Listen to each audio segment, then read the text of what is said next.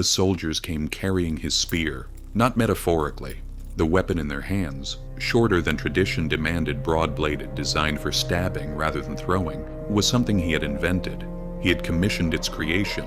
He had drilled thousands of men in its use. He had built an entire military philosophy around it. On the afternoon of September 22nd, 1828, that weapon was coming for him. His elite guards were away. His armies were on campaigns he had ordered. He was at one of his residences with minimal protection. The first time in years that the man who had spent his life controlling the conditions of every battle could not control the conditions around himself. The system he had built to make him untouchable was the same system making it possible to remove him. Drawn from history. In the early 19th century, the region of modern-day South Africa was not a single people or a unified power. It was a landscape of competing clans, each controlling territory just large enough to sustain their cattle and their people. War existed, but by custom it was nearly ceremonial. Spears were thrown from a distance. When one side clearly outnumbered the other, the weaker retreated. The point was dominance, not destruction. The rules held because everyone accepted them. Nobody had yet asked what would happen if someone stopped. Around 1787, in the hills of what is now KwaZulu-Natal, a child was born into disgrace. His mother, Nandi, was not married to his father, Senzangakona, chief of the small Zulu clan. The pregnancy arrived before any formal union, and in a society built entirely around lineage and standing, this made the child not merely inconvenient, it made him a problem. The dismissal came back quickly. The pregnancy was simply an intestinal condition, a beetle. In the Zulu language, Ishaka, the name became the child's. It was the first thing the world gave him. Nandi and Shaka were cast out. They lived first among her own Langeni people, tolerated, never welcomed. The other children made sure the boy understood his position. No father, no clan, no name worth speaking. When even the Langeni eventually turned them away, mother and son moved again, finding refuge among the Mthethwa, a larger group led by a chief named Dingiswayo. Through every displacement, Nandi remained. She was the one constant that did not break or leave. She knew Shaka during the years when he was nothing. No title, no men, no claim to anything. Among the Mthethwa, Shaka joined the warrior class. For the first time he had structure, a role, a context where effort could determine outcome. Dingiswayo believed scattered clans could eventually be brought under common authority, and he maintained a standing military to support that ambition. Shaka watched everything. He was not the fastest warrior, not the strongest, but he noticed things that experienced fighters had long stopped seeing. The throwing spear, 6 feet long, the standard weapon across the region, was thrown once, lost, and left the warrior with almost nothing.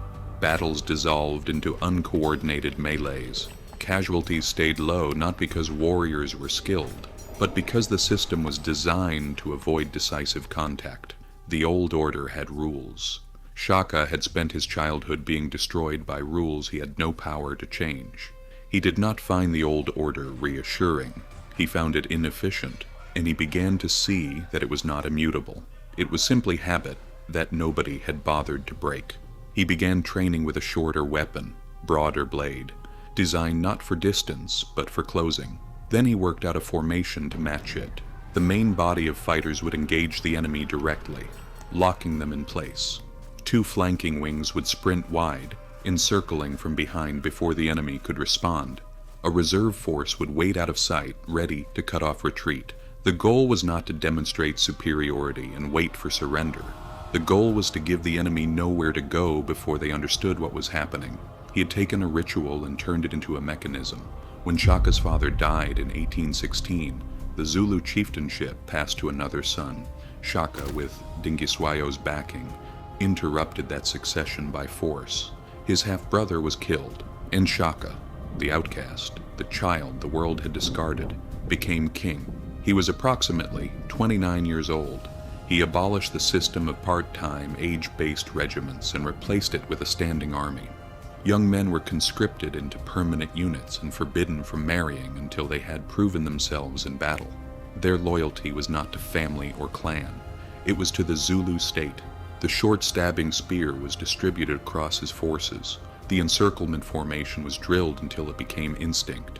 Advancement was determined by merit, not birth. He was not simply building an army. He was building a system that reflected everything he had learned by being excluded from the old one. The first real test came in 1818. The Ndwandwe, one of the most powerful groups in the region, marched south under their leader Zwaid, substantially outnumbering Shaka's force. Shaka did not meet them in open ground. He stripped the countryside ahead of their advance, burning crops, driving livestock away, removing everything that could sustain an army on the march. The Ndwandwe covered distance while growing weaker. Then Shaka chose elevated terrain at Kokli Hill and waited. When the Ndwandwe climbed toward him, their numerical advantage became a liability. Crowded on the slopes, they could not deploy effectively. At the moment their momentum stalled, Shaka released a hidden reserve column against an exposed flank. The Ndwandwe broke. Thousands died in the pursuit. Zwaid fled north and never recovered his power. The rejected son of a minor Zulu chieftain had just dismantled the most formidable military force in the region. But the victory gave Shaka more than territory. It gave him proof. The old rules were not merely outdated, they were vulnerable. Numbers could be overcome, distance could be closed, an army could be made to fight on terms chosen by someone else. And Shaka had no intention of stopping at one victory. The years after Kukli brought something larger than victory, expansion on a scale Shaka's earlier life could never have imagined. Defeated clans were not simply conquered, their warriors were absorbed into Zulu regiments, their old identities gradually replaced by a new one. The system that had made Shaka powerful was now spreading with him. By the mid-1820s, he controlled a kingdom of approximately 11,500 square miles, ruling over 250,000 people with an army that had no parallel in southern Africa. But the larger Shaka's kingdom became, the harder it became to separate his victories from their consequences. The clan Shaka shattered did not disappear. Many fled, carrying the violence they had survived into territories where other groups lived, who were in turn displaced or destroyed.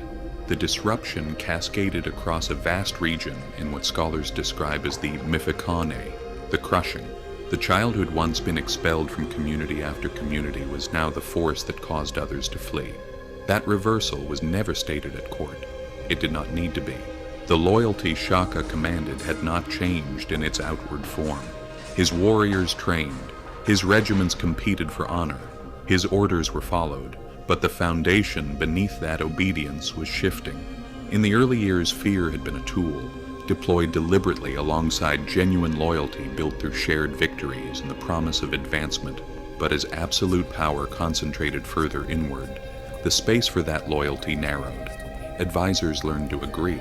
Generals learned to report selectively. The men closest to the throne had learned what happened to people who brought unwelcome information. A system built on the premise that no rule was untouchable had quietly made it harder for Shaka to know what was actually happening inside the walls he had built. Then, in October 1827, Nandi died. She had been the one person who knew the full span of his life. Not the king, not the military innovator, but the boy before any of it, the exile, the displacement. Every other relationship Shaka had existed inside the structure of his power. Nandi had existed before the structure existed. He declared a mourning period unlike anything the kingdom had known. No crops were to be planted, no milk consumed. Executions became more frequent and less predictable. People deemed insufficiently sorrowful were killed. Regiments were sent on raids that served no strategic purpose. The discipline that had once made the kingdom formidable was now operating without a coherent objective, turned inward against the kingdom's own population. The same qualities that had built the system were now meeting a loss that could not be solved through any mechanism Shaka had spent his life developing. His half-brothers Dingane and Maulangana had attempted to act once before. They had failed and had not been caught. Now they waited. Around them, quietly, others formed the same calculation. Mbofa, a senior member of the royal household, joined the conspiracy. What united them was not ideology, it was a simpler conclusion. that the system had become dangerous to everyone inside it, including those closest to the man at its center. The loyalty that had once been earned was now held only through fear, and fear, as Shaka had understood from the very beginning, was ultimately a more brittle foundation than the genuine kind. By September 1828, the moment had arrived. His regiments were on distant campaigns. His guards were elsewhere. The man who had spent 3 decades controlling the conditions of every confrontation he entered was, at last, exposed to one he had not designed. The men who came for him understood the system completely. They had been trained inside it. They knew where its force was concentrated, and exactly when it was absent. Historical accounts differ on what Shaka said when the attack came. Some record a quiet question directed at his killers. Others preserve something closer to a warning that men from across the ocean were coming, and those men would be the ones who ultimately ruled. Which version is accurate cannot be confirmed. What is confirmed is the outcome. Shaka Zulu died on the ground of his own kingdom. He was 41 years old. His body was buried in an unmarked location that has never been found. The man who had made himself impossible to ignore left behind no identifiable remains. Dingain took power. The army continued. The regiments trained. The formations held. 50 years later, in 1879, a Zulu force used those same tactics. The encirclement, the close-range blade, the coordinated discipline, to annihilate a British column at Isandlwana, one of the most significant defeats any European colonial army suffered in 19th century Africa. The system outlasted the man who created it by half a century. He did not fall because he was weak. He fell because he had spent his entire life teaching the world around him that no rule was beyond breaking. And the men inside his own walls had learned that lesson completely. The spear that killed him was one he had invented. The understanding that made it possible was one he had spent his entire reign spreading. Thanks for watching. If you liked the video, please subscribe and leave a like.